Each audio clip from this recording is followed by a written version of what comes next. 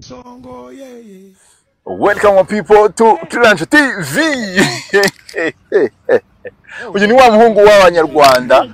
Kirancho. Hanyuma uyu munsi nkuko nagiye bibabwira ni push up.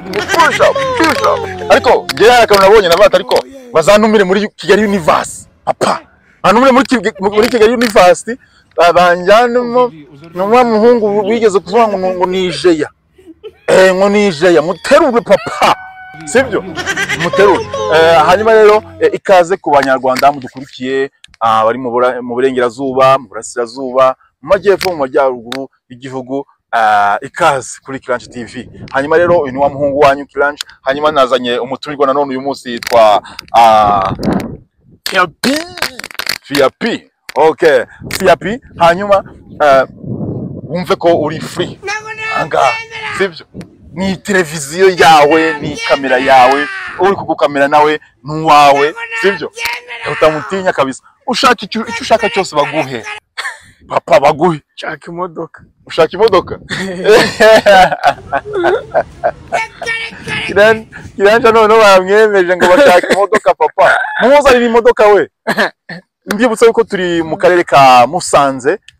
mu murenge wa Kimonyi yego umurenge wa Kimonyi ahangaha niho turi kubarizwa muri aka kanya. Hanyuma ariko nagiye mbasaba kenshi ngo mudutera inkunga mukora subscribe share ndetse na like kugira ngo uyu mugambi wacu ibi bintu ni urugamba papa tuyizamure tuyigeze hehe hejuru ahantu batakeka kabisa nibavuga ibi bintu ni urugamba mukora ama challenge mukora iki byose kugira ngo yaka kantu kagere kure cyane tukageze ku rundi rwego twereke yuko abantu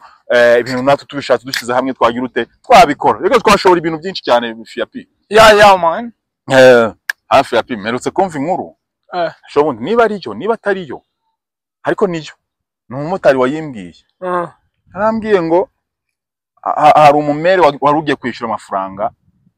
agiye kwishyura amafaranga ya minerivare y'abana aya mafaranga ayohereje kuri nimero aba arayayobya arayayobya asubira ajya gushyikira andi yarangana na miliyoni agiye kwishyurira abana asubira ajya kureba andi mafaranga ayo mafaranga akiyazana abahuye n'umusore w'inshuti ye biganye ajya kumutama agacupa ramwe ati ngurira agacupa n'ubundi byose n'ibyisi asigaye yose barayamwibye ibi bintu ntabwo ndabimenya neza ariko nanone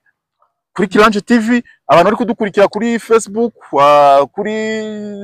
TikTok ibyo bintu biragira ute birabagira ayo makuru nimugire ikibazo ariho murayasangaho. Hanyuma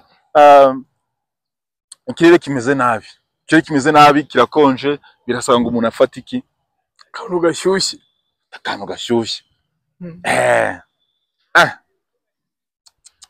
gashyushye se shangana wa mama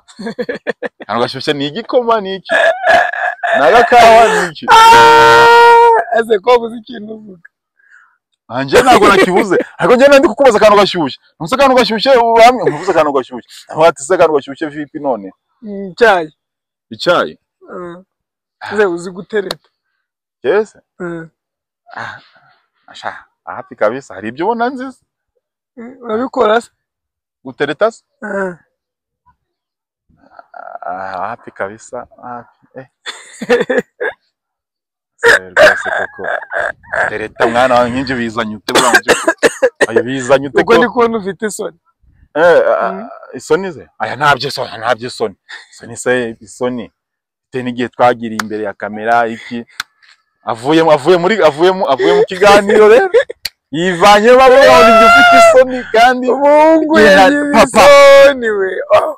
imbere y'abanyarwanda ntabyisoni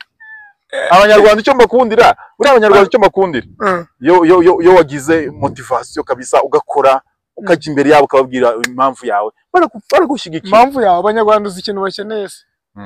ntabwo bakeneye ibintu mani by'umumaro bakeneye ibyiki ibintu byo kugenda ubagira inama ikingo mwitware gutya urababyaye wowe keneye ibintu bibasetsa abantu bararakaye n'ibintu byawe bidasekeje va mu gakino ntose njye hari inama mbagiriye ngabe basetse abantu basetse iyi foto irasekeje ubwo nyine duse n'abahungu batera ngo mawubo uramenya ko abantu basetse ariko nanjye unsekeje ariko umusekeje barasetse